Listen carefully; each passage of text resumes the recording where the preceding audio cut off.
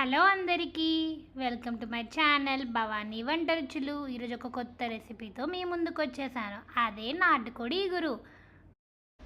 కావాల్సిన పదార్థాలు: చికెన్, ఉల్లిపాయలు, పచ్చిమిరపకాయలు, అల్లం వెల్లుల్లి పేస్ట్, టమాటోస్, 4 లవంగాలు, 2 యాలకులు, దాల్చిన చెక్క, 2 టేబుల్ స్పూన్స్ ధనియాలు, 1 టేబుల్ స్పూన్ జీలకర్ర, ఎండు కొబ్బరి ముక్క అన్నీ వేపి మిక్స్ పట్టాలి.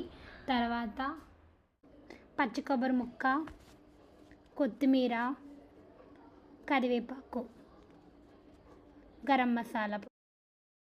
స్టవ్ మీద కుక్కర్లో తగినంత ఆయిల్ వేసుకొని బాగా హీట్ అయ్యాక ఉల్లిపాయలు, పచ్చిమిరపకాయలు వేసి మిక్స్ చేసుకోవాలి. తర్వాత అది బాగా వేగాక కరివేపాకు, అల్లం వెల్లుల్లి పేస్ట్ వేసి మిక్స్ చేసుకోవాలి. అలాగే చికెన్ కూడా వేసి బాగా మిక్స్ చేసుకోవాలి.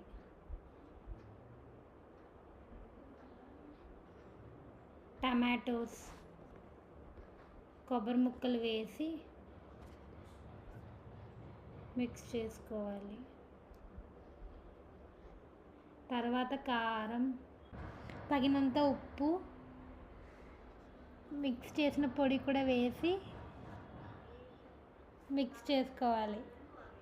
తర్వాత వాటర్ పోసుకొని దగ్గరికి పడ్డాక కొత్తిమీరతో గార్నిషింగ్ చేసి ప్లేట్లో సర్వ్ చేసి తినేసేయండి.